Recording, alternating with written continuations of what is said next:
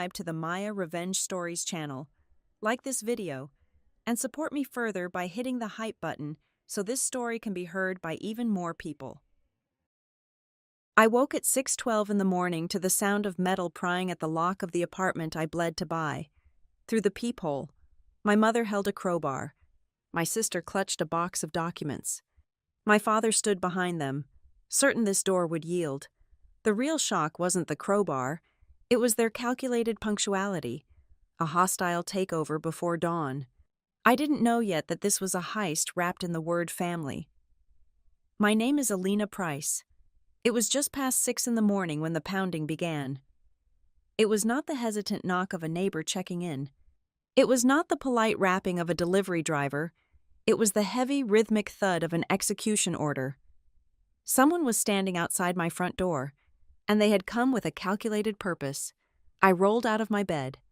The hardwood floor felt freezing against my bare feet. I did not turn on the overhead lights. Shadows were my only immediate advantage. I walked silently across the living room to the entryway. My heart hammered against my ribs, but my mind was already shifting gears, locking into a cold, clinical mode. I was a title resolution risk analyst. Panic was an amateur's reaction. Information was the only currency that mattered when a crisis hit. The heavy pounding stopped. A second later, a sharp, grinding noise replaced it. It was the distinct sound of heavy metal scraping against the brass lock housing. Someone was trying to pry the lock away from the door frame. I leaned forward and pressed my eye against the cold glass of the peephole. The fisheye lens distorted the hallway, bending the straight lines of the walls, but the faces staring back at my door were entirely unmistakable. My mother, Valerie Price, stood front and center. Her jaw was set hard, the muscles tight with grim determination. In her right hand, she gripped a solid steel crowbar. She held the heavy tool not like a weapon of desperation, but like an instrument she felt absolutely entitled to use on my property. To her left stood my sister, Sloane Price. Sloane was dressed in her signature effortless aesthetic, looking completely out of place for a home invasion. Her arms were heavily burdened. She clutched a large cardboard box overflowing with thick file folders, loose documents, and a bright roll of orange moving labels. Lurking behind the two of them, half hidden in the artificial fluorescent light of the corridor, was my father. Grant Price hovered like a shadow waiting for a safe moment to strike. In his hand, he tightly clutched a thick manila envelope and a small, rectangular piece of white plastic. My breath caught sharply in my throat. I recognized that specific piece of plastic instantly. It was a secure access keycard. It was the exact model issued strictly to verified residents of this building. My father had a cloned keycard. They had not simply walked in behind a careless delivery person. They had systematically breached the building's digital security perimeter. "Open the door!" Sloane yelled. Her voice was muffled by the thick wood, but the shrill, demanding pitch of her entitlement sliced right through the barrier. "This is the family apartment. I am just here to take back what belongs to me." Family apartment. The two words tasted like battery acid in my mouth. I had bled for this place. I had worked 80-hour weeks for years. I had scrutinized disaster claim files until my vision blurred and my head pounded. I had saved every single penny to buy this loft in the renovated warehouse district. And now, my sister stood in the hallway, declaring my home community property simply because she had failed at her own life. "Alina, I know you are in there," my mother commanded. Her voice did not hold a single shred of maternal warmth. It was the voice of a warden demanding compliance. "If you do not open this door right now, we will break it down. You are being completely ridiculous." I did not speak. I reached up and ensured the heavy steel security chain was firmly seated in its metal track. Then, I reached down and turned the deadbolt. The loud, metallic click echoed loudly out into the hallway. The three of them paused. They thought I was surrendering. I turned the brass handle and pulled the door open exactly 3 inches. The heavy steel chain snapped taut, holding the solid wooden door firmly in place. A vertical sliver of the hallway revealed them, 3 predators expecting to find a sheep. They expected a tearful, confused 34-year-old woman. They expected a daughter who would immediately crumble under the crushing weight of family guilt and sudden intimidation. Instead, they saw my face framed in the narrow gap. My expression was entirely dead. My eyes were completely hollow and locked onto theirs. I did not flinch. I did not step back into my apartment. I stood like a stone wall. The three of them froze in place. The sudden silence that fell over the hallway was infinitely heavier than the pounding had been. My mother lowered the steel crowbar by a fraction of an inch. Sloane's mouth opened slightly, her rehearsed speech dying quietly in her throat. My father was the first to recover his nerve. He stepped forward, pushing past my mother's shoulder. He raised the manila envelope and the cloned white keycard up to the gap in the door. He tried to arrange his facial features into an expression of calm, rational authority. He wanted to frame this aggressive home invasion as a simple, civil handover of property. "Alina, let us be reasonable," Grant said. His voice was smooth and heavily practiced. "We have the right of residency. We have the documents for the return of investment right here. We are just here to finalize the transition. Do not make this harder than it has to be." I stared directly at the keycard in his hand. My mind worked with surgical precision, analyzing the threat. To get a cloned card, they needed an original card.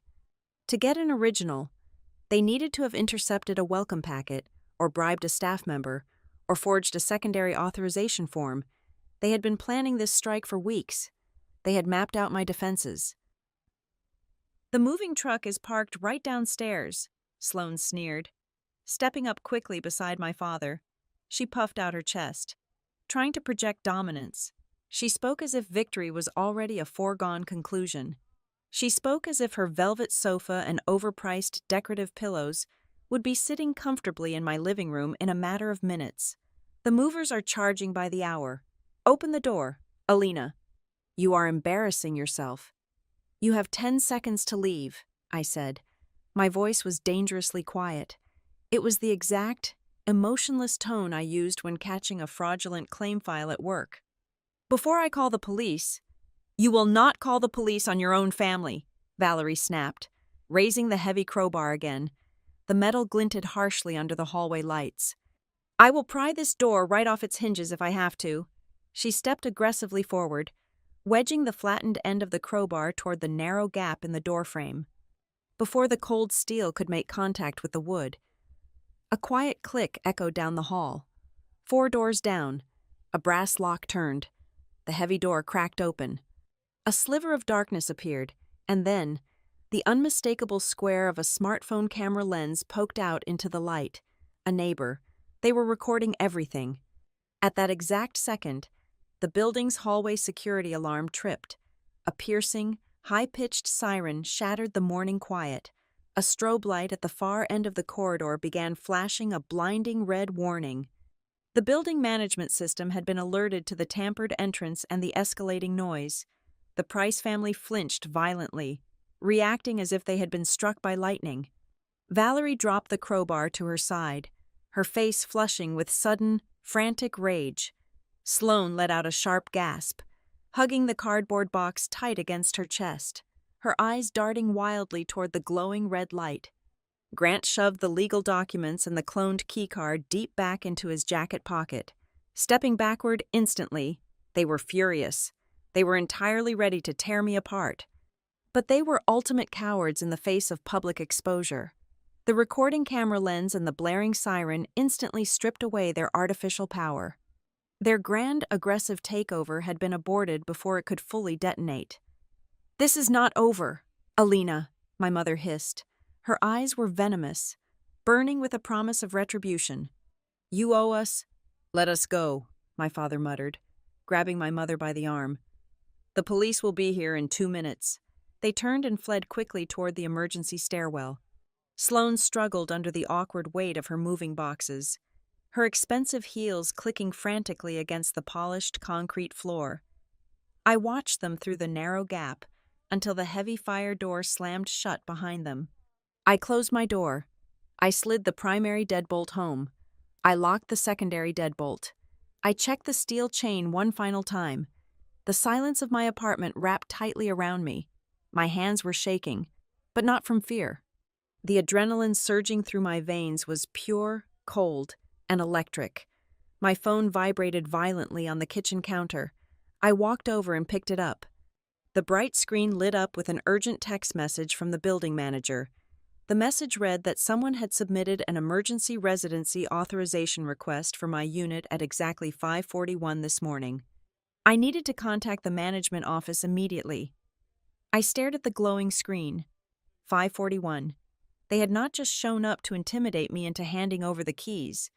They had filed the official paperwork before the sun even came up.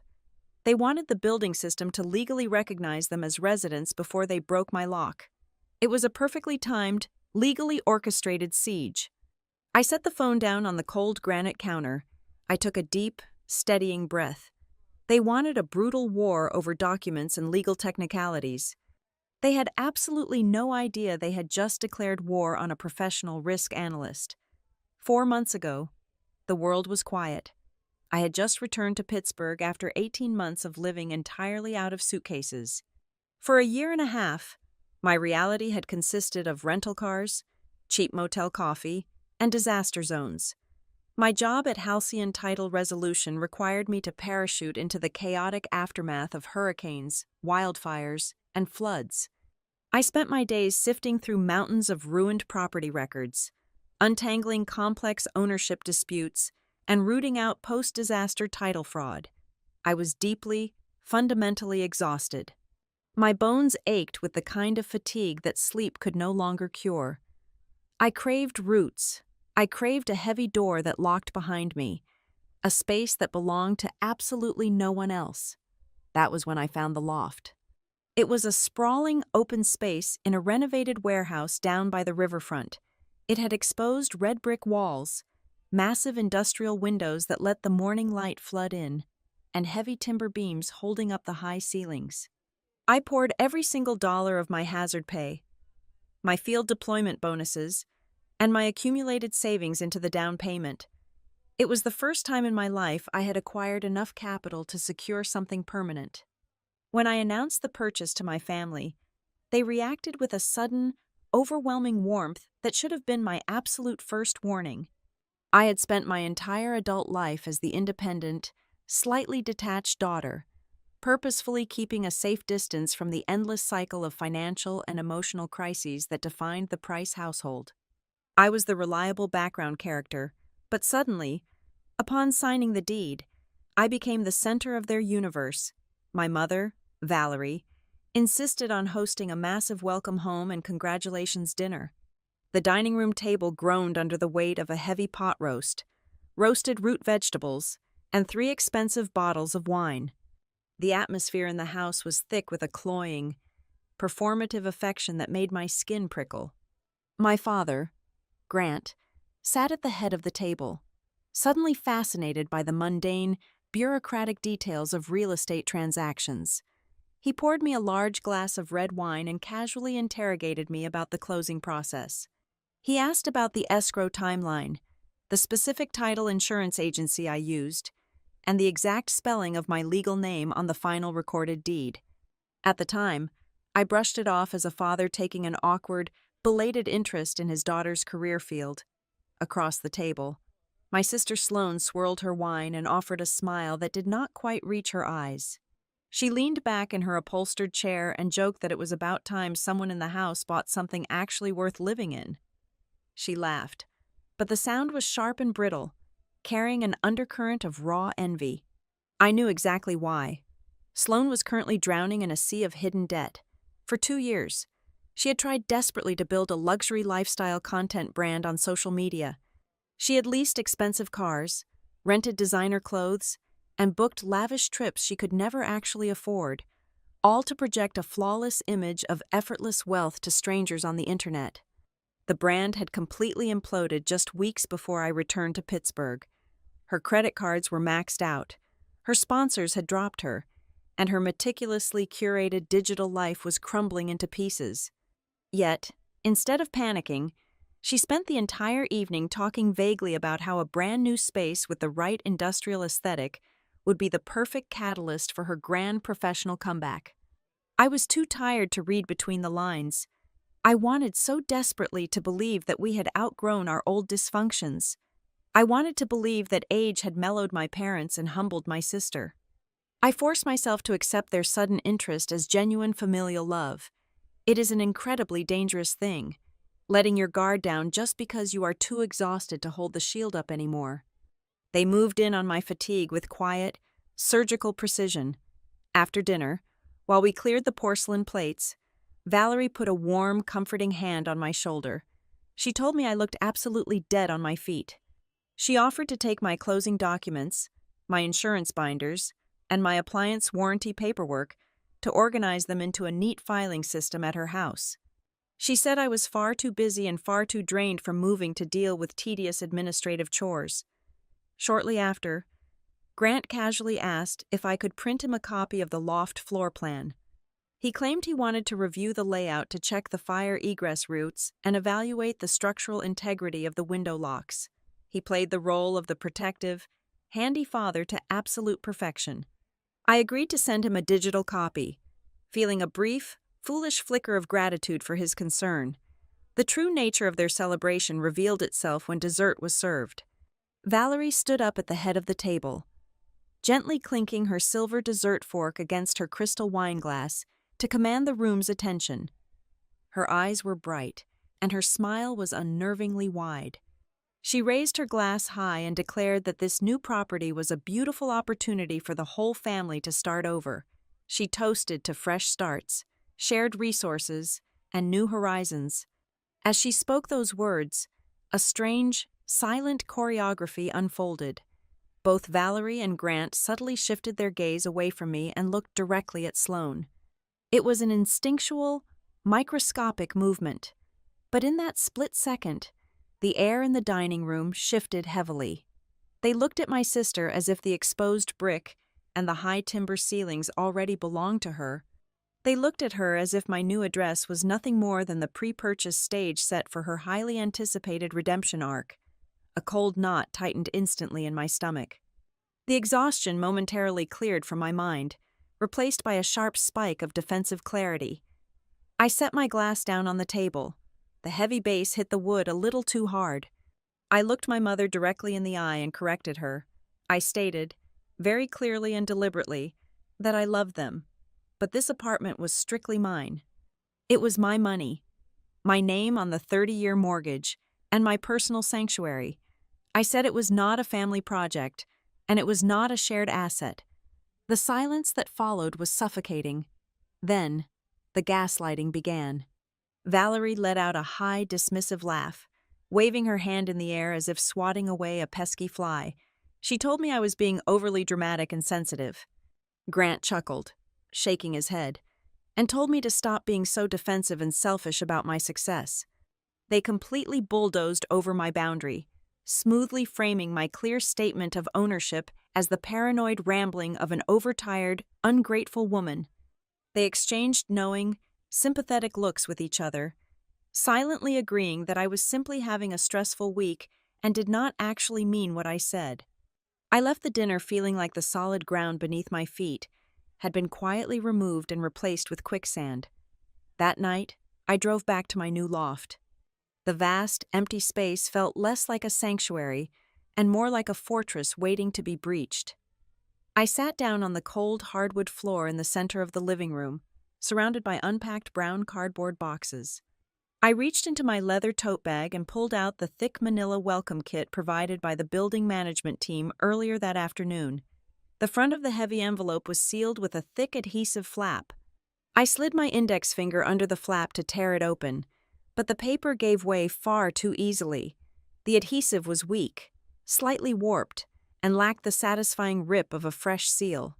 It looked exactly like the tampered envelopes I inspected in fraud cases, as if it had been exposed to steam, opened, and carefully pressed back down. Frowning, I dumped the contents onto the floor. Out slid the building rulebook, the fitness center waiver form, the parking garage remote, and a small translucent plastic bag meant to hold the physical backup keys to my front door. According to the printed inventory list stapled to the inside of the manila envelope, the small bag was supposed to contain 2 standard brass keys. I picked up the small plastic bag and held it up to the harsh light of the bare overhead bulb. There was only 1 key inside. I sat alone in the quiet expanse of my new home, staring at the single piece of jagged brass. The memory of my father asking for the floor plan and my mother offering to manage my paperwork suddenly felt less like familial care and more like a tactical reconnaissance mission. They had not just arrived to knock on my door this morning. They had already been standing quietly inside my life for months, meticulously mapping the layout of their theft. I did not call them out immediately. In my line of work, confronting a fraudster before you have the entire paper trail is a rookie mistake. You do not show your hand until you hold all the cards. The very next morning, less than 24 hours after the welcome dinner, I hired an independent commercial locksmith. I paid him $350 out of my own pocket to remove the standard brass deadbolt and install a heavy-duty smart lock with a randomized numeric keypad. I did not text my parents to complain about the missing spare key.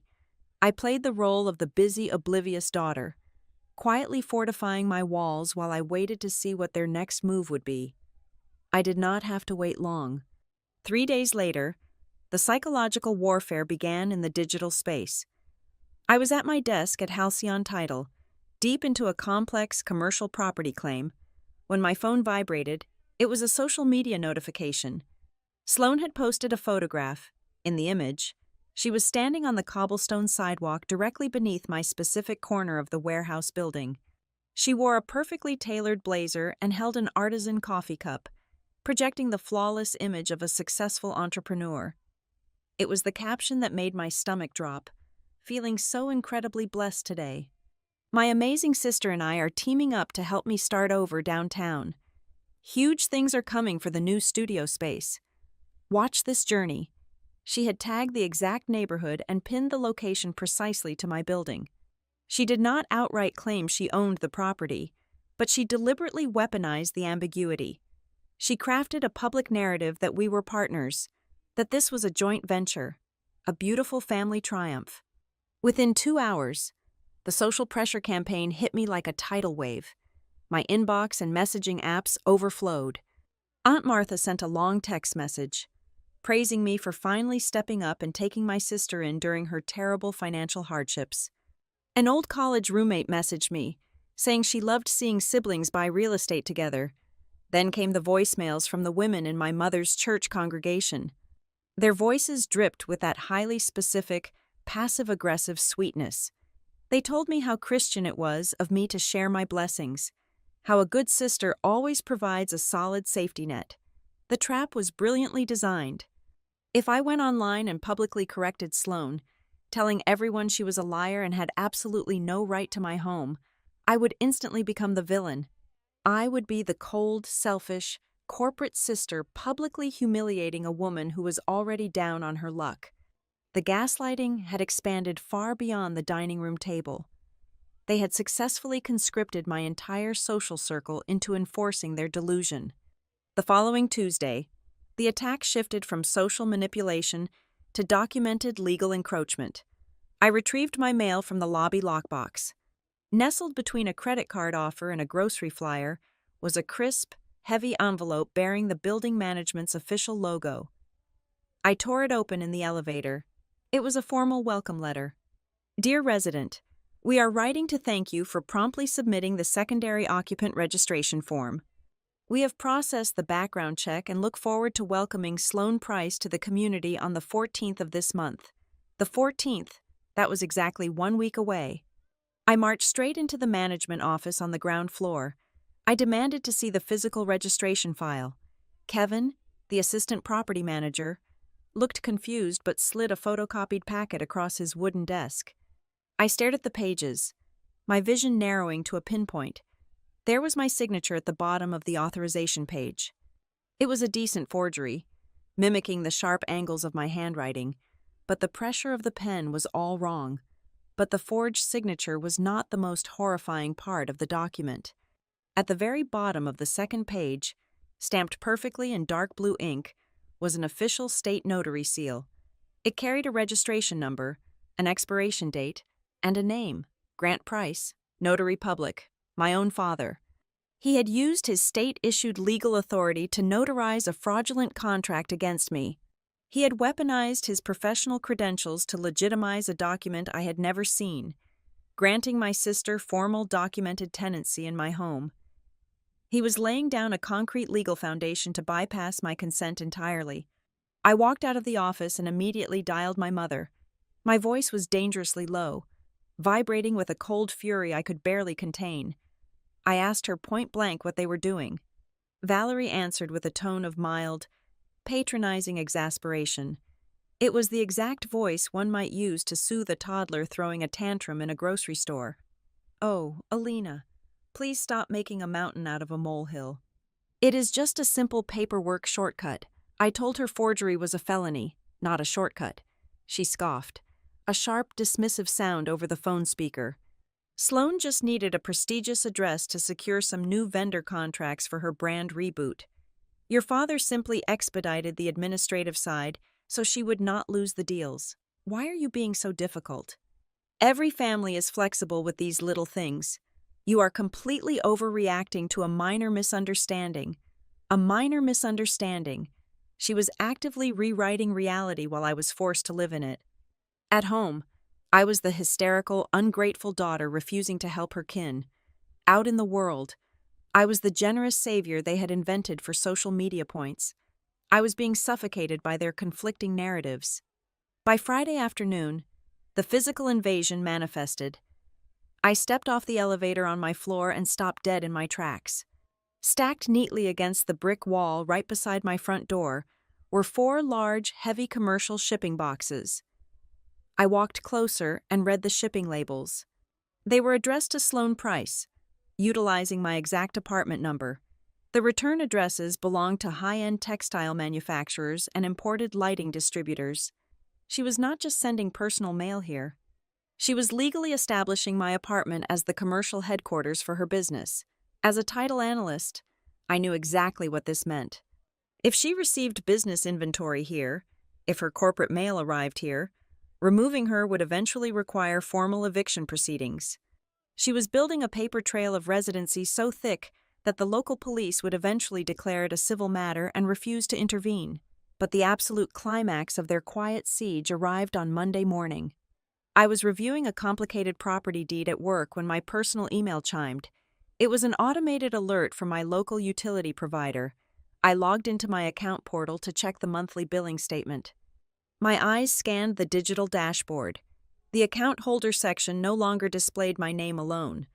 The account type had been formally modified from a single user profile to a joint financial responsibility structure. I grabbed my cell phone and called the utility company.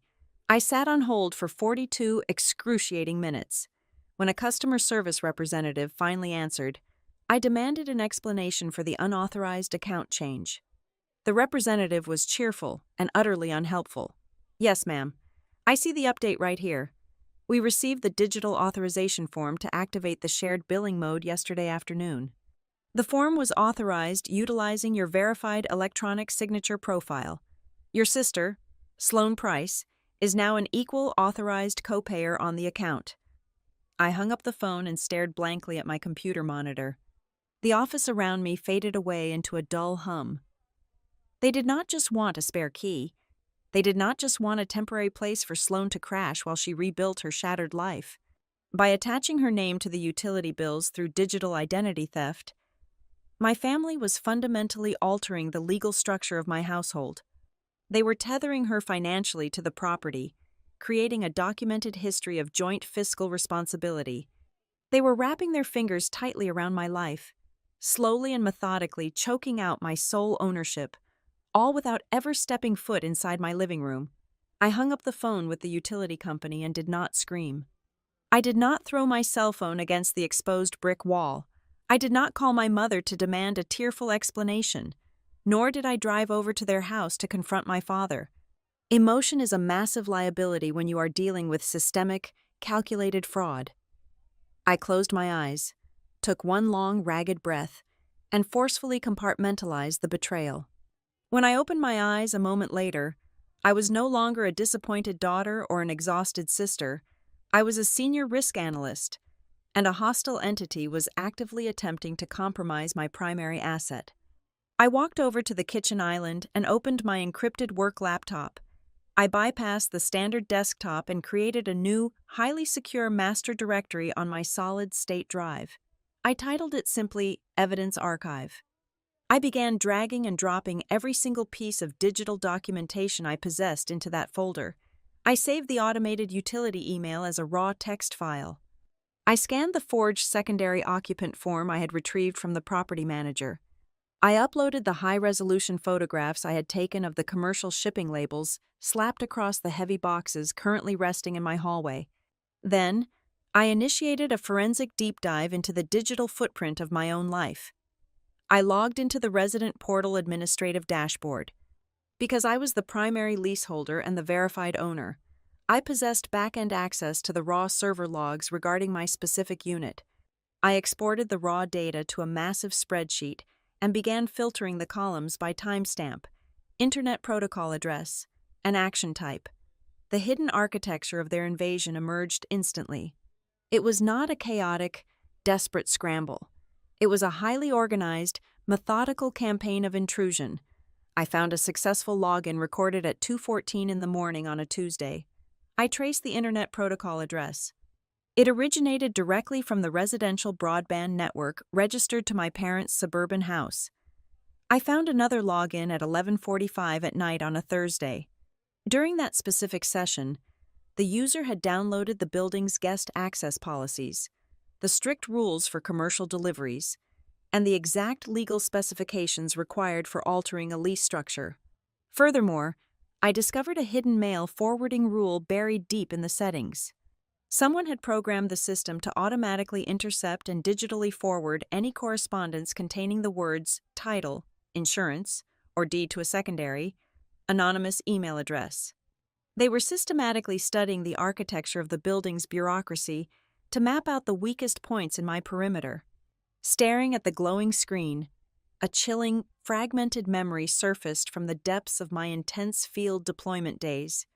18 months ago, right before a massive, chaotic hurricane assessment trip down south, I had sat at my parents' dining room table. I had been exhausted, packing my gear, and stressed about the logistics of being off the grid for weeks. I had signed a highly specific, geographically limited power of attorney document and handed it to Valerie. I had legally granted her the authority to sign for certified mail, interact with the postal service on my behalf, and handle basic, low-level administrative notices while I was standing in disaster zones. It was a standard, heavily restricted document designed purely for logistical convenience. It contained explicit clauses forbidding the creation of new financial liabilities, the alteration of property deeds, the addition of tenants, or the encumbrance of any assets. My family was deliberately stretching an expired, tightly limited authorization document, treating it like a universal skeleton key to pick the locks of my entirely separate adult life. My cell phone vibrated sharply on the granite counter, shattering the heavy silence of the apartment. The caller identification displayed a familiar name, Dahlia Knox. She was a senior title examiner over at Lantern Escrow, a highly respected rival firm located across town. We had crossed paths on a massive multi-state commercial fraud case 3 years prior, bonding over our shared obsession with airtight paperwork. I answered the call. Her voice was hushed, carrying the distinct, echoing tone of someone speaking quietly from an empty, secure conference room. She skipped the pleasantries entirely. She told me she was looking at a digital file that had just crossed her desk for a preliminary review, and my specific parcel number was flagged on it. She said she felt professionally and morally obligated to give me a quiet warning. Someone had recently submitted a formal, exploratory inquiry to Lantern Escrow regarding a correction of ownership interest on my exact property address. I felt the blood drain entirely from my face. I asked her to read the exact, specific language of the inquiry out loud. Dahlia recited the text word for word. The submitter was asking the escrow officers about the legal mechanism required for filing a family contribution reimbursement addendum against the existing property title. The air in my lungs turned to ice. As a title analyst, I knew precisely what that meant. A family contribution reimbursement was a highly specialized, deeply insidious legal maneuver. If a party successfully filed and recorded that document with the county clerk, it would formally acknowledge that external family members had provided substantial capital for the purchase, maintenance, or renovation of the property in question. It was the absolute first, critical step in establishing a formal, equitable interest claim. I finally understood the terrifying scope of their plan. They did not just want to park Sloane in my spare bedroom so she could film aesthetic videos for her failing brand. They were actively testing the legal plumbing of the county record system to see if they could successfully inject their names onto the physical, recorded deed. They were trying to manufacture a retroactive, legally binding financial stake in my home. If they succeeded, they would create a massive cloud on my title. I would never be able to sell the loft, refinance the mortgage, or leverage the equity without their explicit, notarized permission. They were transforming my sole property into a legally disputable family asset. I thanked Dahlia, hung up the phone, and immediately shifted from surveillance to total lockdown mode. I contacted the 3 major national credit bureaus. I initiated a hard, permanent freeze on my Social Security number, instantly blocking any new lines of credit, background checks, or identity verifications. I submitted an urgent, expedited request to the county recorder's office for a comprehensive title activity chain report, demanding an immediate alert for any unrecorded liens, pending addendums, or unauthorized inquiries attached to my specific parcel. I then pulled up the forged property management forms on my screen and overlaid the signature vectors with my own authentic, verified digital signatures. The pressure points were wrong, the stroke velocity was entirely off, and the curve angles of the letters were hesitant. I took high-resolution screenshots of the discrepancies and logged them straight into the evidence directory. Every single lie, every forged stroke of the pen, was a piece of ammunition I was quietly stockpiling. The sun was beginning to set, casting long, dark, distorted shadows across my hardwood floors. I was just finishing the final security audit on my primary checking account when a new, urgent notification pinged loudly on my laptop screen. It was an automated, high-priority alert from the primary mortgage lender holding the note on my loft. The subject line was written in bold, unforgiving red text. It read that an application had been received for a home equity line of credit. I clicked the secure link. My heart deadened to the initial shock, operating solely on cold adrenaline. Someone had successfully bypassed the initial identity verification filters, likely utilizing my stolen personal data and the heavily manipulated power of attorney document. They had initiated a formal application to borrow a massive sum of money against the equity I had already built in the apartment. But the absolute most devastating detail was buried on page 4 of the application summary, hidden quietly under the disbursement instructions. The intended recipient for the massive cash withdrawal was not a personal checking account. The designated beneficiary was a registered limited liability company. It was the exact, specific corporate entity Sloane had registered for her failed, bankrupt lifestyle brand. They were not just trying to steal the physical space. They were actively attempting to drain the financial lifeblood out of my home to fund her spectacular delusion. I met Dahlia Knox at a dimly lit corner booth in a quiet speakeasy downtown, exactly 3 blocks from the Halcyon title offices. The air inside smelled of bitter orange peel and expensive bourbon. She did not bother with a menu. She slid a thin manila folder across the polished mahogany table. Inside were printed copies of the anomalies she had flagged during her shift at Lantern Escrow. Dahlia took a slow sip of her drink and looked me dead in the eye. She explained that amateurs try to forge one massive document, panic, and inevitably get caught. My family was not playing an amateur game. They were executing a sophisticated, multi-pronged siege. They were aggressively testing multiple structural weaknesses in my legal perimeter.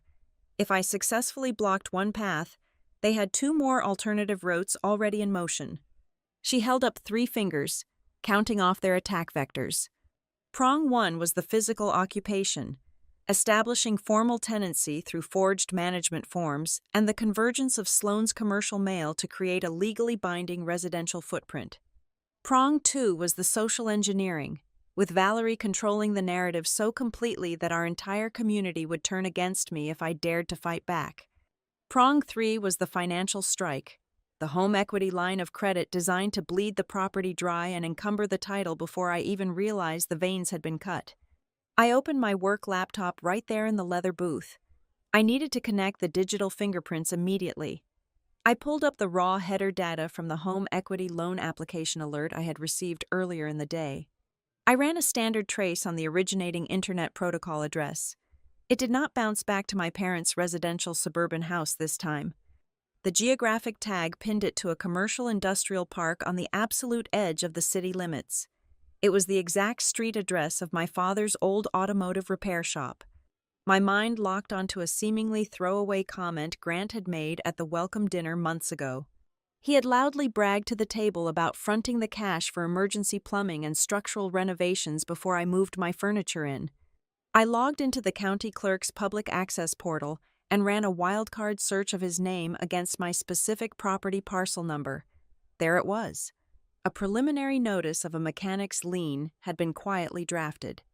The attached scanned invoice claimed tens of thousands of dollars in contracting labor and raw materials. I zoomed in to scrutinize the vendor letterhead on the digital invoice. It belonged to a limited liability company I had never heard of before. The itemized list was a masterpiece of absolute fiction. It claimed $12,000 for reinforced subflooring, $8,000 for upgraded commercial electrical panels, and another $5,000 for custom plumbing reroutes. I ran a quick corporate registry search through the state database. The registered agent for that obscure shell company was Grant. He had not hired any contractors. He had not paid for a single piece of copper wire. He had generated a fraudulent invoice from his own ghost corporation, billing my property for phantom renovations to manufacture a documented financial interest in the loft. Meanwhile, the psychological manipulation was evolving into documented financial fiction. While I was sitting across from Dahlia, my phone buzzed heavily with a forwarded text message from a sympathetic cousin. The message was a massive, dramatic paragraph written by Valerie, circulated to the entire extended family network.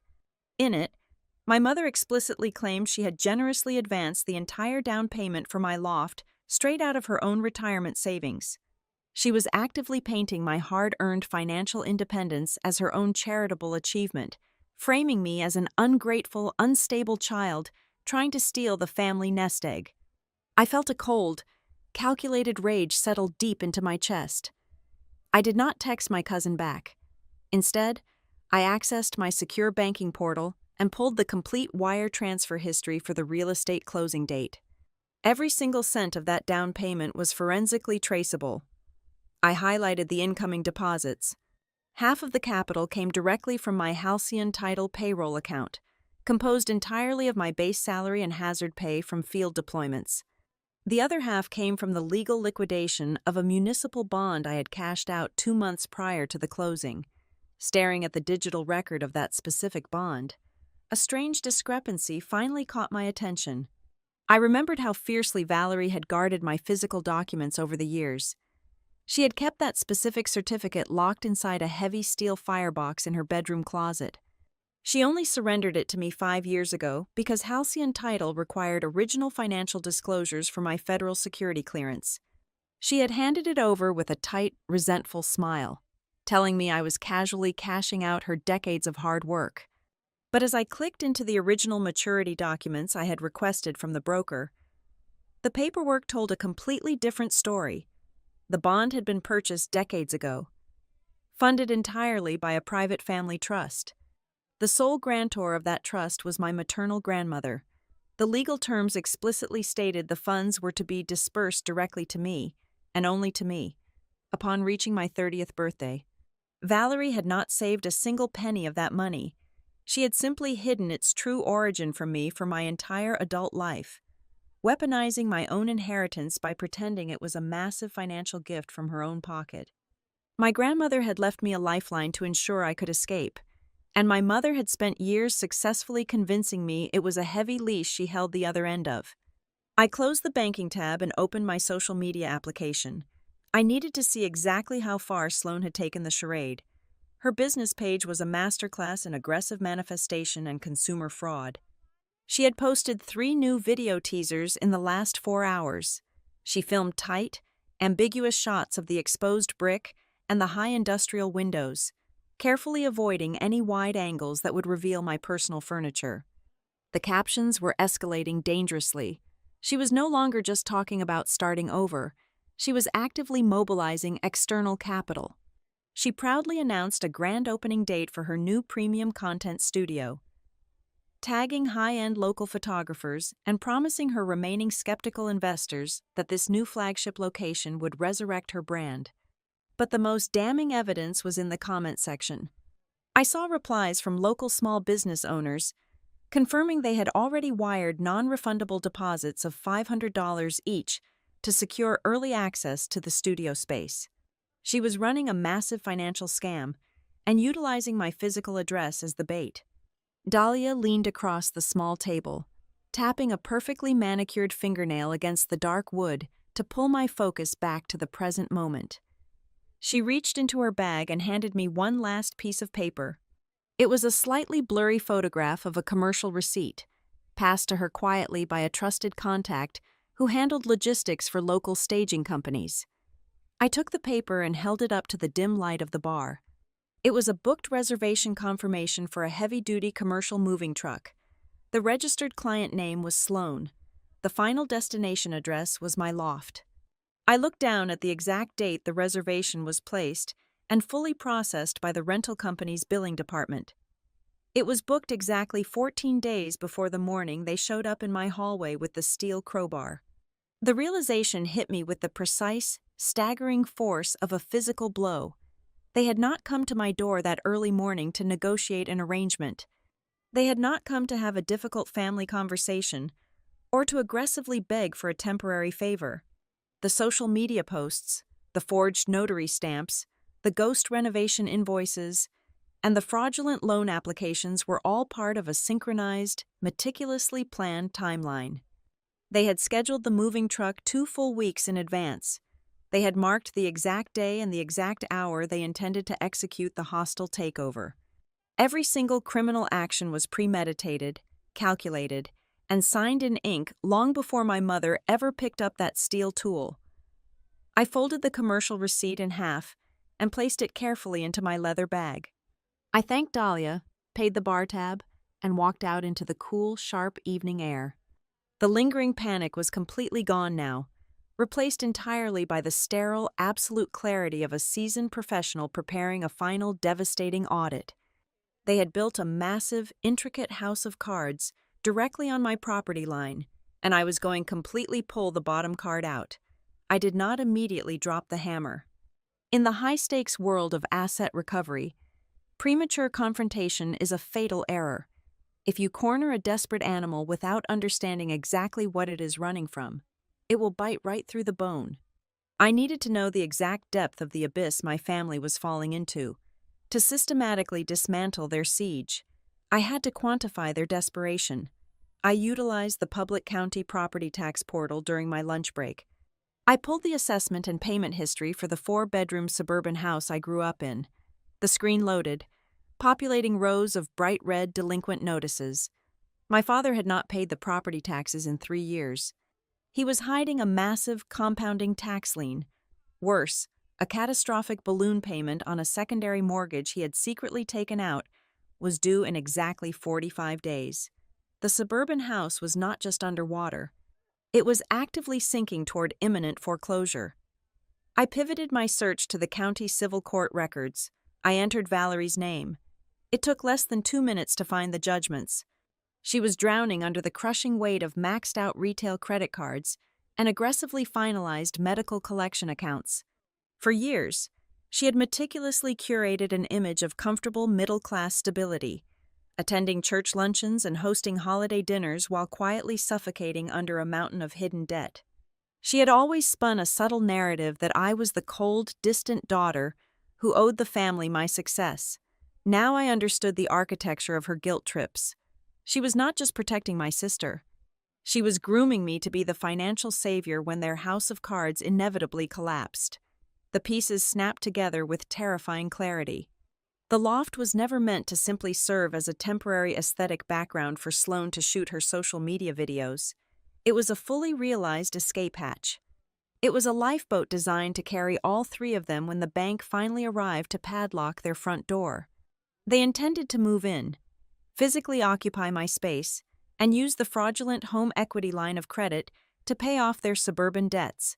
They were trying to hollow out my life to construct a shelter for their own failures. Sloane was the immediate catalyst, the desperate vanguard of their invasion. I dug deeper into the digital footprint of her newly announced premium content studio. I bypassed her public posts and found the booking portal she had linked in a hidden business directory. She had formally accepted non-refundable security deposits from 2 high-profile local commercial clients. The contracts promised full exclusive access to the loft for week-long brand shoots scheduled to begin early next month. She had sold thousands of dollars of air, banking entirely on the assumption that they would have successfully evicted me or broken my will by then. The theoretical threat became physical precisely at 5:15 that evening. I walked out of the heavy glass doors of the Halcyon Title Resolution building and headed toward the employee parking garage. The evening air was crisp and biting. As I approached my sedan, a shadow detached itself from the concrete pillar near my bumper. Grant stepped directly into my path, effectively blocking me from reaching my driver's side door. His face was flushed, the skin around his eyes tight with suppressed panic and rising anger. He did not look like the confident patriarch who had casually asked for my floor plans months ago. He looked like a cornered man running out of time. He did not offer a greeting. He lunged forward, thrusting a thick, crumpled stack of printed invoices into my personal space. His voice was a low, aggressive growl that echoed off the concrete walls of the parking structure. He told me he had put real sweat and heavy labor into my property. He claimed he had spent his own hard-earned cash making sure the loft was safe and functional. He demanded that I stop being an ungrateful bitch and legally acknowledge his equitable share of the real estate. I stood perfectly still, letting his anger wash over me like a cold wave. I did not flinch. I did not raise my voice. I simply reached out and took the crumpled stack of papers from his shaking hand. I flipped through the pages. They were more fabricated mechanic liens and padded hardware store receipts, but right in the middle of the stack, a single, legitimate yellow carbon copy invoice caught my eye. I stopped breathing for a fraction of a second. It was an invoice from a commercial locksmith supply warehouse. It detailed the purchase of a high-security deadbolt cylinder, the exact model that had been originally installed on my loft door before I changed it.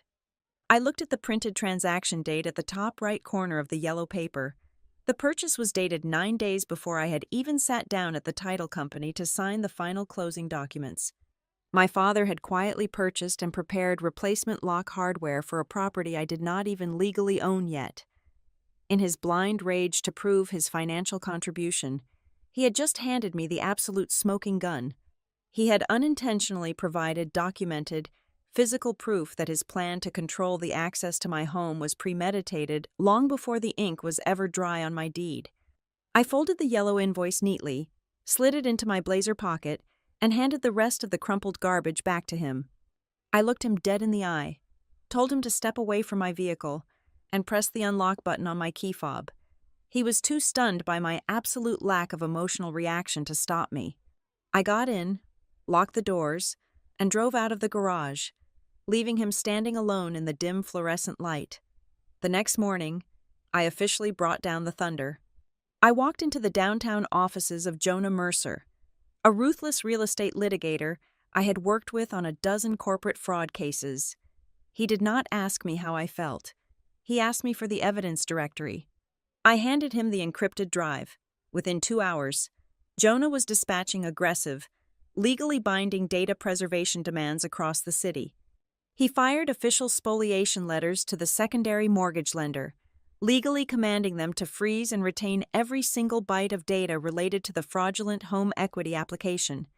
He sent a formal demand to the building management office, explicitly ordering them to secure all server logs, forged registration forms, and digital communication records. He subpoenaed the county notary commission, demanding the official physical logbook belonging to Grant Price. He was locking down the battlefield, ensuring my family could not burn the paper trail before the judge saw it. The pressure was escalating to a breaking point, stretching tight like a piano wire ready to snap. I returned to my loft that evening, double-checking the heavy-duty smart lock before stepping inside. As I set my keys on the counter, my phone vibrated with a direct message notification. It was from the neighbor down the hall, the same woman who had cracked her door open with a camera during the morning assault. The message was brief. It simply said she had been reviewing her personal doorbell camera archives after the incident and thought I needed to see this immediately. Attached was a compressed video file. I tapped the screen to play it. The footage was grainy, shot in the low light of the hallway night mode. The timestamp in the lower corner read 2:11 in the morning. The date was exactly 3 weeks prior to the morning my mother showed up with the crowbar. The video showed the hallway outside my door. It was completely silent. Then, a figure stepped into the frame. It was Grant.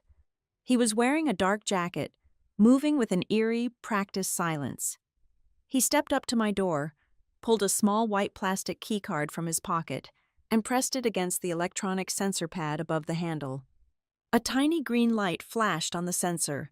The electronic locking mechanism engaged with a soft click. He did not open the door. He simply stood there in the dead of night, staring at the handle, verifying that his cloned keycard successfully bypassed my security. He smiled a tight, chilling smile in the darkness, turned around, and walked silently back down the hall. He had the key. He had the access. They had been standing right outside my bedroom while I slept, waiting for the perfect moment to break down the door and call it their own. The invitation arrived on a Tuesday afternoon via a brief text message from Valerie. She asked me to meet them for dinner, promising that we could just sit down and end this quietly. She claimed she did not want to escalate things any further and that the family simply wanted peace. I sat in the austere, glass-walled office of Jonah Mercer and showed him the glowing screen of my phone. Jonah leaned back in his heavy leather chair, steepling his fingers together. He advised me to accept the invitation, but he firmly insisted on accompanying me as my legal counsel. He warned me that I was not walking into a heartfelt reconciliation. I was walking into a room filled with thick, toxic smoke, and he needed to be there to ensure I did not suffocate on their desperate apologies. We met at a private dining room in a muted, overpriced Italian restaurant on the west side of town at 7 in the evening. The atmosphere in the small, dimly lit room was suffocatingly heavy. Valerie was already in the middle of a grand performance when we walked through the oak doors. She sat at the head of the long table, dramatically dabbing at her perfectly dry eyes with a white linen napkin. Grant sat beside her, rubbing his temples and heavily sighing, playing the role of the exhausted patriarch who just wanted his fractured family to be whole again. Across from them sat Sloane. She did not bother to pretend she was sad. She stared at me with pure, unadulterated venom, looking at me as if the impending collapse of her entirely fabricated life was my personal, malicious fault. I sat down. Jonah took the empty seat directly to my right, deliberately placing a slim black leather portfolio onto the center of the table. He did not order a drink. Neither did I. The waiter poured iced water and hastily retreated, clearly sensing the absolute zero temperature radiating from our end of the room. Valerie started the sermon almost immediately. She spoke in a low, trembling voice about how families should never involve lawyers, how blood was inherently thicker than property deeds, and how we all just needed to find a reasonable compromise. She suggested a quiet, sweeping arrangement. She proposed that I drop all of my aggressive data preservation demands and allow them to gracefully withdraw their title correction inquiries. In exchange, I simply had to grant Sloane a 12-month commercial lease at a highly discounted, family-friendly rate. I did not say a single word. I turned my head slightly and looked at Jonah. Jonah opened his leather portfolio, sliding a single, blank sheet of paper onto the polished wood. He did not raise his voice. He spoke with the terrifying, flat cadence of a surgeon preparing to make a fatal incision. He bypassed the emotional manipulation entirely and asked them directly where the initial financial contribution for the apartment had originated. He calmly demanded that they explain, on the official record, the exact source of the money Valerie had been loudly claiming to everyone in our extended social circle she had provided for my down payment. Valerie stiffened. Her trembling of fragile victim persona vanished in a fraction of a second, replaced by a rigid, defensive hostility. She snapped that it was family money, fiercely guarding the lie. Jonah pressed harder, his tone completely devoid of empathy. He asked for the banking routing numbers, the specific withdrawal dates, and the tax filing records of this supposed monumental financial gift. Valerie slammed her open hand flat against the heavy oak table. The silver cutlery rattled sharply against the porcelain plates. In that split second, she lost complete control of her carefully curated narrative. Her face flushed a deep, ugly red, and she screamed that her mother had left that money for the survival of the whole family, not just for one selfish, ungrateful daughter to hoard for herself. The silence that followed her outburst was absolute and deafening. The truth hung in the stale air, ugly and completely undeniable. It was a confession violently dragged out into the harsh light. When my grandmother passed away 10 years ago, Valerie had acted as the sole executor of the estate. I had always been told there was nothing left but old furniture and a few sentimental trinkets. But Valerie had deliberately hidden a handwritten letter and a specific, high-yield municipal bond account that was legally designated entirely in my name. She had stolen my inheritance the moment the earth settled over the grave. She had buried the paperwork, kept the secret, and then spent the next decade slowly trying to figure out how to drain it, all while successfully convincing me that I owed her an unpayable debt for every single scrap of success I achieved. Grant did not look ashamed of his wife. He leaned forward, aggressively defending the historical theft. He stated bluntly that the money should have been liquidated and used to save their house from foreclosure years ago. He argued, with terrifying sincerity, that it was fundamentally wrong for hundreds of thousands of dollars to sit locked dead in a financial account, and later in a luxury loft, while the rest of the family was actively drowning in compounding debt. He truly believed my financial security was nothing more than a communal asset they simply had not yet been able to cash out. He looked at me with deep, bitter resentment, furious that I had unknowingly secured my own life raft while their ship was taking on water. That was the exact moment Sloane completely broke. The thin, glossy veneer of her polished internet persona shattered into a million jagged pieces. She leaped out of her chair and leaned forcefully across the table, her face contorted with raw, unfiltered panic. She screamed that she had already promised her new investors the loft. She shrieked that she had signed binding contracts and taken thousands of dollars in non-refundable deposits from commercial clients, all based entirely on the aesthetic background of my home. She wailed that if she lost this physical space, her brand would be permanently destroyed. She would be sued for massive corporate fraud, and every single layer of her supposed success would instantly evaporate. She demanded that I hand over the keys right then and there to save her from the devastating legal consequences of her own spectacular lies. I sat perfectly still in my chair, absorbing the sheer magnitude of their collective delusion. For the absolute first time in my 34 years of life, I saw the complete, horrifying architecture of the heist. It was a perfect, toxic storm. It was my mother's boundless entitlement and historical theft. It was my father's crushing secret financial ruin. It was my sister's frantic, desperate panic to maintain a fake reputation. All of their massive, individual failures had intersected perfectly at one specific coordinate on the map. My name, my property. I was never a daughter or a sister to any of them. I was a designated casualty meant to absorb their impact. The air in the private dining room was thick with their heavy, frantic breathing.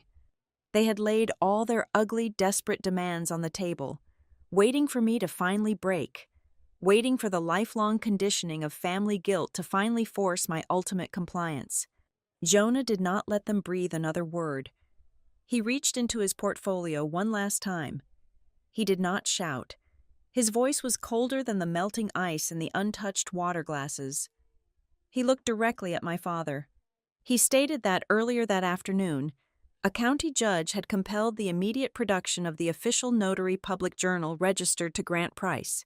Jonah leaned forward, resting his forearms on the table, fixing his eyes mercilessly on my father's suddenly pale, sweating face. He announced that his investigative team had personally reviewed every single entry from the past 12 months.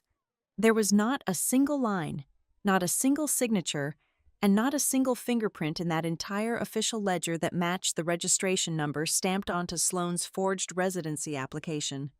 I walked away from that private dining room expecting the crushing weight of exposure to finally break them. Jonah had surgically dismantled my father's forged notary ledger. In any rational universe, catching a man fabricating official state records would force a full, immediate retreat, but I fundamentally underestimated the terrifying velocity of their desperation. When you strip away the last remaining shred of a narcissist's plausible deniability, they do not apologize. They double down. They simply change the battlefield. They realized they could no longer win on the administrative front. The paper trail was too securely locked, the digital timestamps too rigid. So, less than 48 hours after that dinner, they abandoned the forgery angle and launched a direct, lethal strike against my personal sanity. The official notification arrived via a courier directly to my desk at Halcyon Title Resolution. It was an emergency civil petition filed in the county court. I broke the seal and scanned the heavily formatted legal text. My blood turned to absolute ice. They were no longer claiming a simple misunderstanding over a lease. They had submitted a sworn, signed affidavit, claiming I had made a binding verbal agreement to grant Sloane indefinite co-tenancy. But it was the justification for this supposed verbal contract that took my breath away. The petition explicitly stated that the family was stepping in because I was actively suffering from a severe, undocumented mental health crisis. They claimed that the grueling 18 months of field deployments in disaster zones had severely fractured my psychological stability. They painted a horrific, entirely fabricated picture of me as a paranoid, erratic woman who could no longer safely manage her own affairs or live alone. The affidavit stated that Sloane moving in was actually a desperate rescue mission, a family intervention I had tearfully begged for before my condition deteriorated into total hostility. It was the dirtiest, most spectacularly vicious hit they could have possibly designed. They were not just trying to steal my property anymore. They were actively attempting to execute my professional and personal credibility. In my line of work, analyzing multi-million-dollar risk portfolios requires an ironclad reputation for objective, rational judgment. If my own family successfully entered a public legal record claiming I was mentally compromised, it would not just lose me the apartment, it would instantly terminate my federal security clearances and destroy my entire career. If I sounded crazy, then my meticulously gathered evidence of their fraud would be dismissed as the obsessive, paranoid delusions of a sick woman. The fallout was immediate and suffocating. Because the civil petition invoked a tenant rights dispute paired with a wellness concern, the building management was legally paralyzed. Kevin from the management office called me, his voice tight with profound legal discomfort. He informed me that the building association was compelled by state housing regulations to schedule an expedited, internal administrative hearing regarding temporary access rights. If Sloane won this preliminary step, she would be granted a provisional, legally enforced right to enter and occupy my apartment while the broader civil lawsuit dragged its way through the sluggish county court system. That was their endgame. If she got 1 foot inside my door with a judge's temporary blessing, getting her back out would take years and thousands of dollars I did not have. The walls of my life began to rapidly close in. Valerie did not just file the court documents. She aggressively weaponized her social network to build the narrative. She spent her days working the phones, calling every single aunt, uncle, cousin, and old family friend in her extensive contact list. She used her most heartbreaking, tearful voice. She told them all that her eldest daughter was deeply unwell. She spun a tragic tale of a mother desperately trying to monitor and protect a child who was losing her grip on reality. I felt the poisonous effects of her campaign 3 days later. I was standing in line at a local coffee shop, absolutely exhausted, waiting to order a black espresso. I felt a soft hand touch my shoulder. I turned around to find Mrs. Gable, a woman who had attended my mother's church for 20 years. She looked at me with a cloying, deeply offensive expression of exaggerated pity. She tilted her head, lowering her voice to a theatrical whisper that half the cafe could hear. She told me she had spoken to my mother. She said she was praying for my mental recovery. She actually reached out, trying to squeeze my arm, and told me that pushing my loving sister away during a psychiatric breakdown was a mistake I would deeply regret. Every single muscle in my body seized. The urge to scream, to drag her out to the sidewalk and forcefully explain the forged notary stamps and the fake property liens, was violently overwhelming. I wanted to tear my mother's narrative to shreds right there in the middle of the coffee shop, but I looked at Mrs.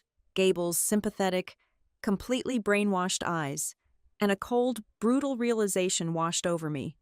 Valerie had already won the social war. There was absolutely no amount of logic, no stack of documents, and no rational explanation that could instantly undo a weeping mother's lie.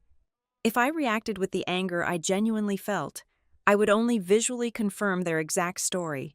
I would look exactly like the unstable, aggressive woman Valerie claimed I was. I stepped back, completely removing my arm from her grasp. I did not smile. I did not defend myself. I simply told her to have a pleasant morning, turned my back, collected my coffee, and walked out into the freezing wind. It was an incredibly painful choice, severing my fundamental human need to be understood by my community.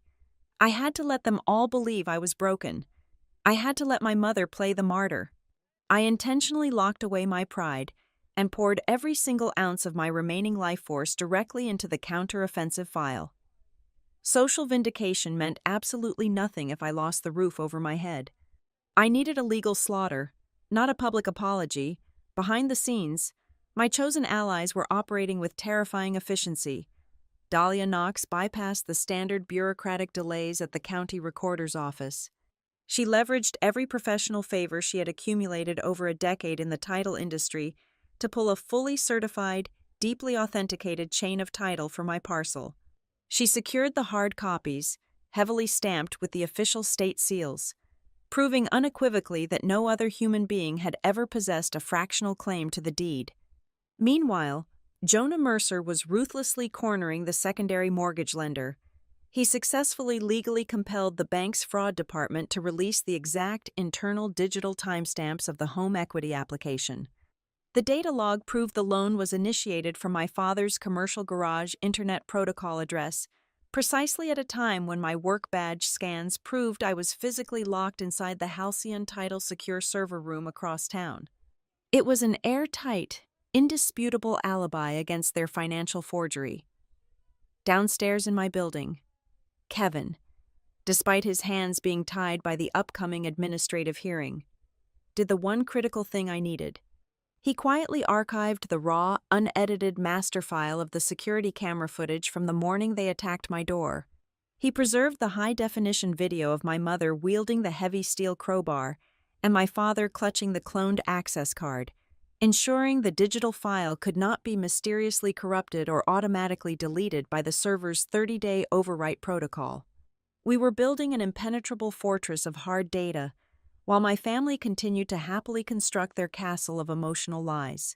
I was sitting at my kitchen island at 9 o'clock on a Thursday night, reviewing Jonah's hearing strategy, when the heavy intercom buzzer on my wall suddenly screamed. I walked over and pressed the audio button.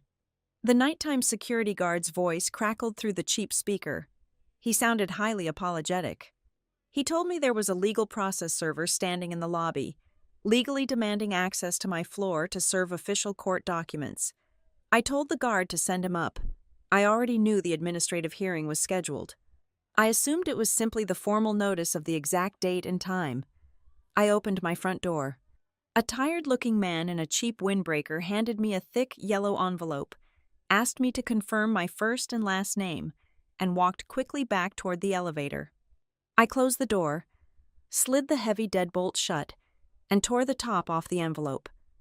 I pulled out a heavy stack of heavily stapled legal paper.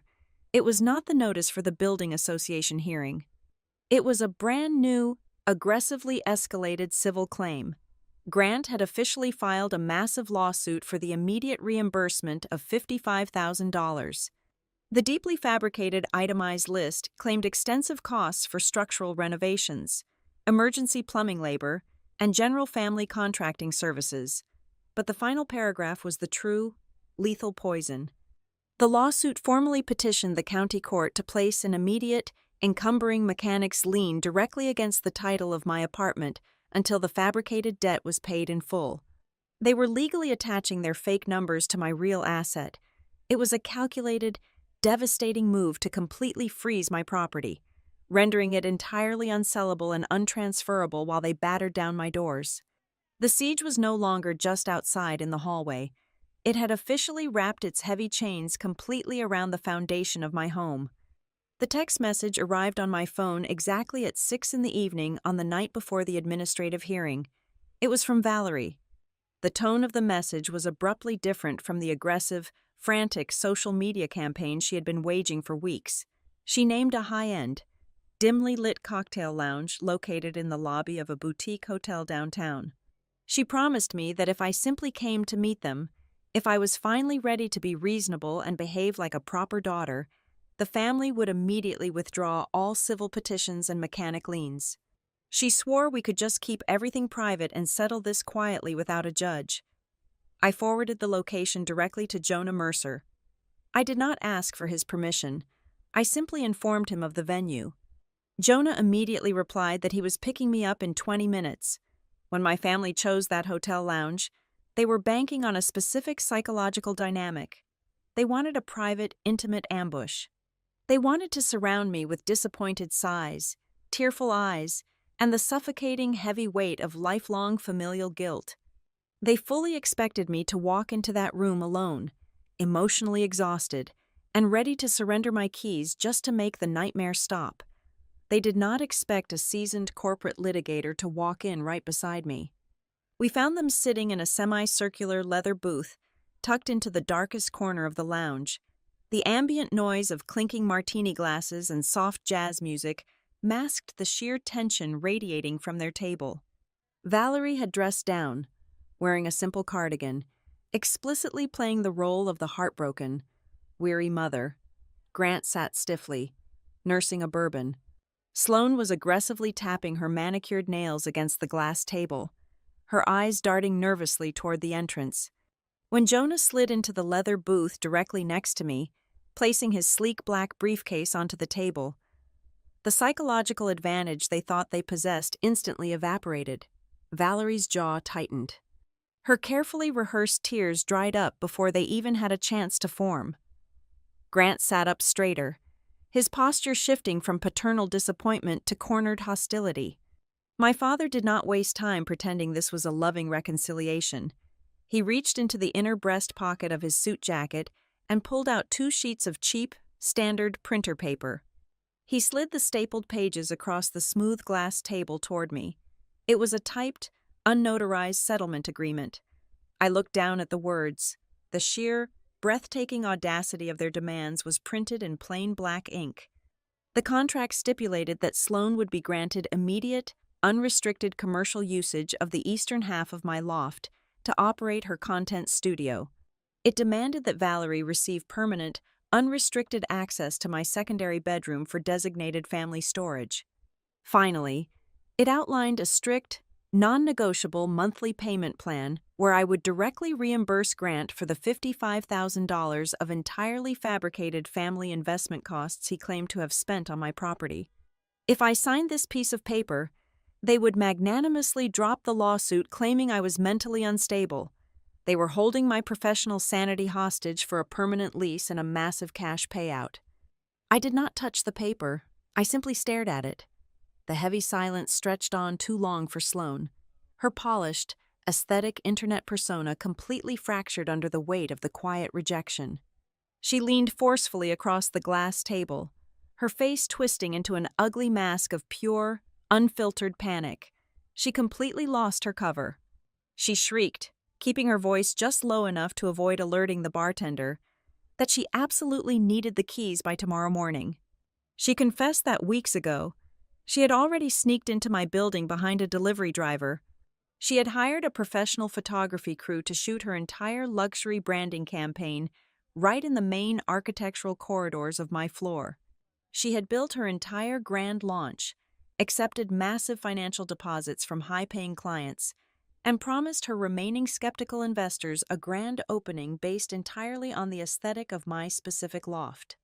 If she did not have legal access to the apartment by tomorrow, her clients would sue her for commercial fraud, and her carefully constructed empire of lies would publicly detonate. Jonah ignored her entirely. He reached out with 2 fingers and pulled the typed agreement toward him. He adjusted his silver-framed glasses and looked directly at my father. Jonah's voice was the complete opposite of Sloane's frantic yelling. It was smooth, clinical, and completely lethal. He asked Grant a very simple, logistical question. He asked how my father could legally, or even logically, demand financial reimbursement for installing heavy-duty commercial deadbolts and structural subflooring on dates that occurred 3 full weeks before the property title was ever legally transferred into my name. Grant's face flushed a violent, dark red. The inescapable logic of the question cornered him instantly. His temper, frayed by weeks of secret financial ruin and impending foreclosure on his own home, finally snapped its heavy leash. He slammed his open palm down onto the glass table. The bourbon in his glass splashed over the rim. He leaned forward, his eyes blazing with absolute, undeniable entitlement, and snarled right into my face. He yelled that the dates on the invoices did not matter. He yelled that it did not matter whose name was on the closing documents, because it was always going to be their place anyway. The entire booth froze. The low jazz music playing from the ceiling speakers seemed to completely drop out of my hearing.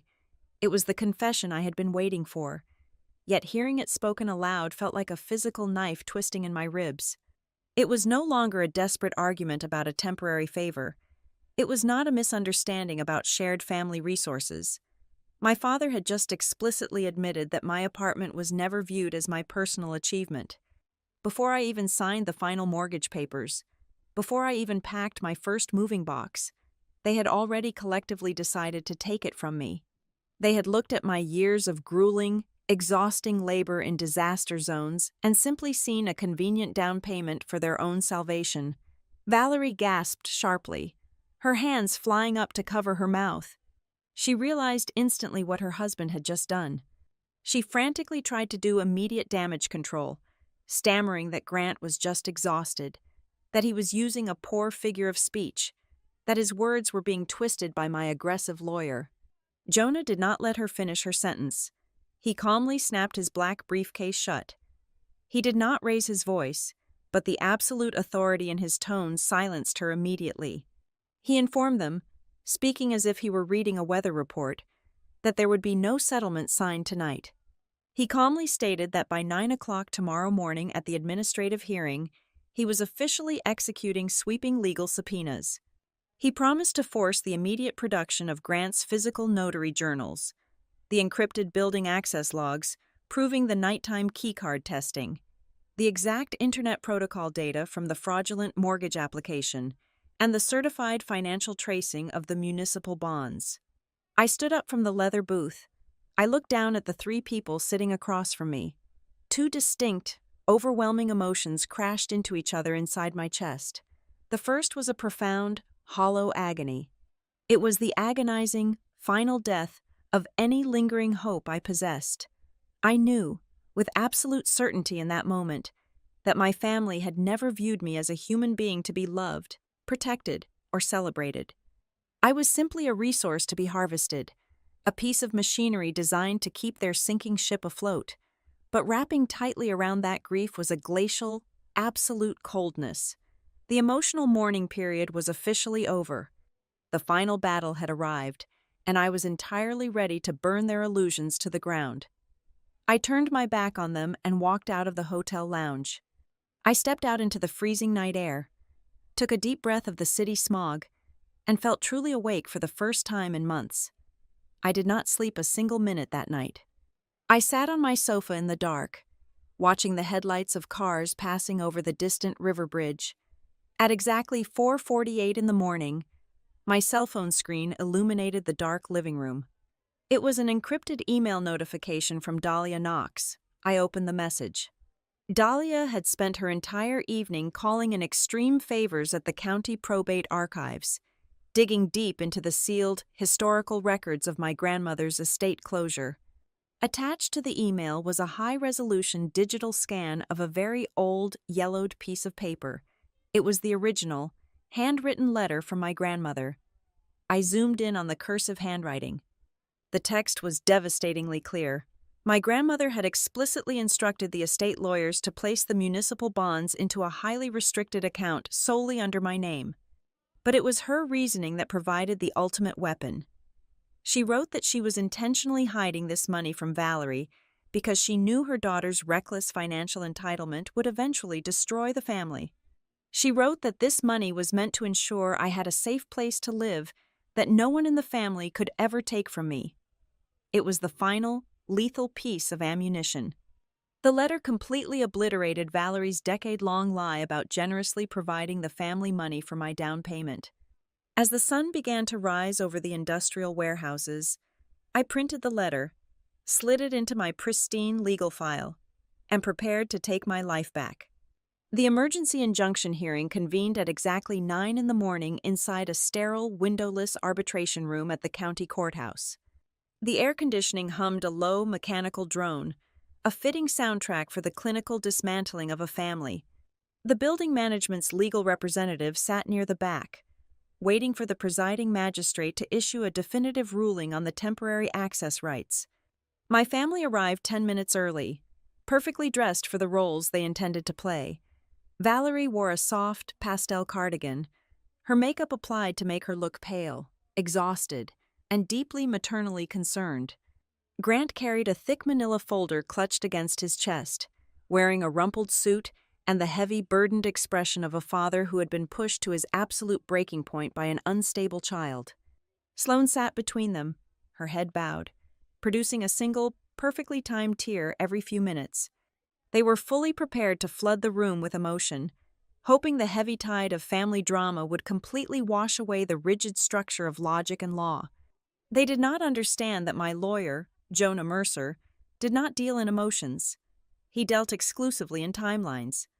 When the magistrate called the session to order and asked for opening statements regarding the civil petition for temporary residency, Jonah did not even look at my parents. He stood up, buttoned his suit jacket, and walked over to the presentation monitor. He did not tell a sad story. He displayed a highly organized, color-coded spreadsheet. Jonah began with the absolute origin of the capital. He projected my halcyon title payroll records, highlighting the extensive hazard pay bonuses earned during 18 months of disaster zone deployments. He showed the exact wire transfer records from my personal bank account directly to the escrow company. He displayed the final recorded deed. Then, he overlaid their actions onto that same timeline. He showed the magistrate the exact date my father purchased the commercial lock hardware, which was 3 full weeks before my closing date. He showed the timestamp of the forged secondary residency application, filed at exactly 5:41 in the morning on the day they attacked my door. He showed the date the fraudulent home equity line of credit was initiated from Grant's commercial garage.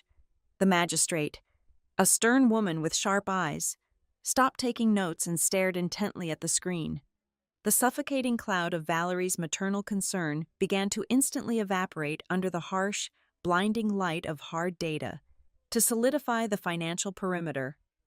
Jonah called his first expert witness. Dahlia Knox walked into the arbitration room radiating absolute professional authority. Acting as an independent title examiner, she legally swore under oath that there were 0 co-owners listed on the property, 0 recorded family contributions, and that the recent correction of interest requests submitted by my family had been officially flagged by her firm as a highly abnormal, unauthorized inquiry. She testified that the entire structure of their financial claim was an aggressive fiction. Valerie let out a soft, theatrical gasp, covering her mouth with her hands as if she were deeply wounded by these terrible lies. Jonah ignored her performance entirely and called the building manager to the stand. Kevin did not speak much. He simply submitted a certified, encrypted flash drive directly to the magistrate. The screen flickered, and the nighttime security footage from the hallway began to play. The entire room watched in absolute silence as the digital timestamp read 2:11 in the morning. They watched my father creep up to my door in the dead of night and successfully test a cloned, unauthorized access card. Immediately following that clip, the morning video played. It clearly showed Valerie aggressively wielding a heavy steel crowbar and Sloan standing impatiently with a box of commercial moving labels. Jonah paused the video right on my mother's furious face. He turned to the magistrate and stated that people executing a welfare check on a mentally unstable relative do not bring industrial prying tools and moving boxes at 6:12 in the morning. He stated they were not there to talk, and they were not there to help. They were there to execute a premeditated hostile takeover. The dominoes began to fall with brutal, rapid precision. A sworn affidavit from the secondary mortgage lender was submitted into the official record, legally confirming that an unauthorized attempt to pull a massive equity loan had been stopped. The document explicitly named Sloan's limited liability company as the sole intended beneficiary of the stolen funds. Next, a certified letter from the State Notary Commission was placed onto the magistrate's desk, officially verifying that the registration number stamped on the forged residency application did not correspond to any valid entry in Grant Price's physical logbook. The Price family's side of the table fell completely, horrifyingly silent. Sloan stopped crying. Her face turned a sickly shade of white. Grant's hands began to shake violently where they rested on his manila folder. They were completely boxed in, surrounded on all sides by their own documented felonies. But Jonah was not finished. He saved the absolute kill shot for the very end. He pulled a clear plastic evidence sleeve from his briefcase and gently laid it on the projector. It was the yellowed, handwritten letter from my grandmother. He read the final paragraph aloud, his voice echoing off the sterile walls. He read the exact words my grandmother had written decades ago, specifying that the municipal bonds were entirely mine, hidden specifically from Valerie to ensure I would have a place that no one in this family could ever take away from me. Valerie physically collapsed. She slumped forward onto the wooden table, burying her face in her arms, letting out a genuine, ugly sob. The grand, decade-long illusion of her maternal sacrifice had been publicly, surgically removed, leaving nothing behind but the cold reality of her theft. Cornered, humiliated, and watching the walls completely close in, Grant lost the last shred of his composure. He stood up, knocking his chair backward. He pointed a trembling finger at me and screamed that it was not fair. He completely forgot the magistrate was sitting right in front of him. In his blind, desperate rage, he loudly confessed that the bank was taking his house in less than 45 days due to a massive tax debt. He screamed that they were going to be homeless, that they needed the loft for shelter, and that they needed the equity cash to survive while I selfishly sat on a gold mine. He had just explicitly admitted their motive on the official legal record. He confessed that the civil petition regarding my mental health, the $55,000 reimbursement claim, and the temporary access demands were nothing more than fabricated extortion tools designed to steal my property to pay off his secret debts. The magistrate slammed her wooden gavel down so hard it echoed like a gunshot. The ruling was swift, merciless, and absolute. The magistrate legally dismissed the civil petition in its entirety with extreme prejudice. She formally denied any temporary or permanent access rights to the loft. She completely invalidated the fraudulent mechanics lien and the reimbursement demands. Furthermore, she announced that she was legally obligated to forward the forged notary documents, the fraudulent loan application, and the sworn confession of attempted asset theft directly to the district attorney's office for immediate criminal investigation. Kevin from building management did not even wait to leave the courthouse. He immediately drafted a permanent, legally binding trespass notice, officially banning Valerie, Grant, and Sloan from ever setting foot within 1,000 feet of the property. They left the courthouse separately. They did not look at me. They did not say a word. The heavy, toxic chain that had bound me to them for 34 years had finally, permanently shattered. That evening, I returned to my neighborhood. The sun was setting over the river, casting a warm golden light against the exposed red brick of the warehouse building. I rode the elevator up in total silence. I walked down the hallway and stood in front of my heavy wooden door. I pulled out my phone and accessed the Smart Lock administrative application. I permanently deleted every single old emergency contact. I wiped the entire digital history clean. I typed in a brand new, highly complex, numeric code. I pressed my finger against the keypad. The heavy steel deadbolt slid home with a loud, satisfying, metallic click. It was no longer the sound of frantic self-defense. It was not the sound of a woman locking herself away from a threat. It was the crisp, undeniable sound of a life that finally, completely, and legally stood on its own name. Thank you so much for listening to my story today. I would love to know where you are tuning in from. So please drop your city or country in the comments below so we can interact and share our thoughts together. Please remember to subscribe to the Maya Revenge Stories channel